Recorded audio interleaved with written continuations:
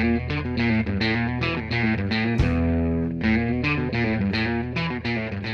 afternoon, welcome back to Lowell Park for the final time in the regular season. It's the final home game on the Kettleers regular season schedule, and it comes against the already clinched division champion Falmouth Commodores, who split a doubleheader with Hyannis yesterday. It was a win and a tie that won them the division. Meanwhile, as we take a look at the playoff picture before we get into our usual recap of last night's game and scouting report of the visiting team, Kettleers and Wareham, they've already clinched the 2 or 3 seed, so they'll face off against each other in the first round this upcoming weekend. Home field advantage is still to be decided.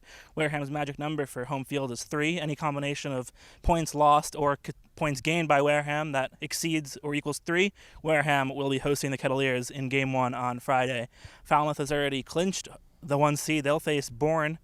And Kettleers and Wareham. There was a little bit of a preview of the projected or the clinch series last night at Spillane Field, and there was a bit of a disappointing game, Ben. Just a couple of mental mistakes that really let Kettleers down.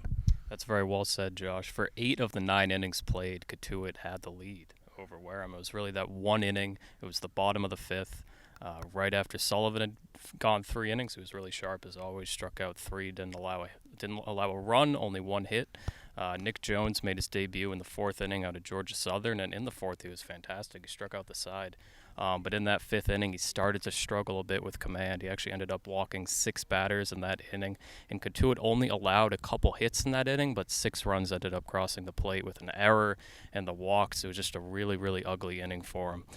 Matt Moore pitched extremely well in relief, but those 6 runs were just too much as Wareham put out 2 really good arms in Levi Prater and Brandon Fate, and Kettleers just could not get the offense going after a start in which they were leading 2-0. It was just that bottom of the 5th inning really bogged them down.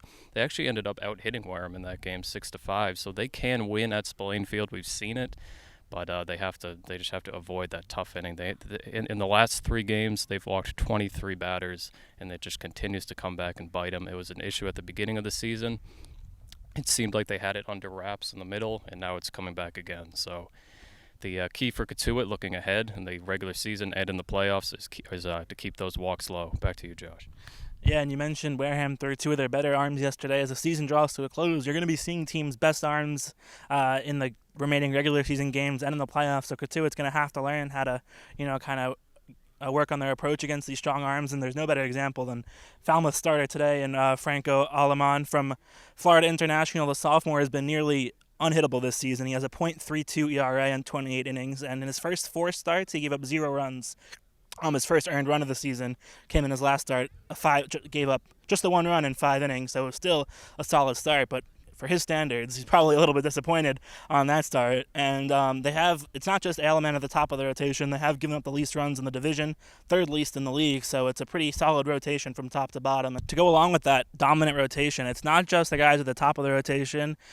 In Aleman, the rotation's solid all around, and the lineup's solid all around. They have 3 players hitting above 300. There's only 10 league-wide, so they've got a big percentage of those guys who are really prolific at the plate in terms of average. Zach DeLoach, Hayden Cantrell, and Trey Cruz. And once Cantrell especially gets on, he likes to move around the bases quickly. 2nd in the league in stolen bases. The whole team likes to run. I think they have the 2nd most stolen bases in the league, but it's a Cantrell in particular who gets the ball moving, basically makes the defense work to get him out on the base paths. And so, yeah, Falmouth's going to be a really tough out in the playoffs next week. And Kettleers going to get a good look at them the next 2 days. They play 3 games, the game here today and 2 tomorrow in Falmouth. So more than likely, Kettleers, if they want to make the championship game, is going to have to go through Falmouth. So they're going to get some good looks at the Commodores today and tomorrow. And we'll hear from Coach Roberts with Sam Niederman and R.M. Layton. They'll have his interview and their thoughts before this afternoon's game gets underway. Don't go anywhere.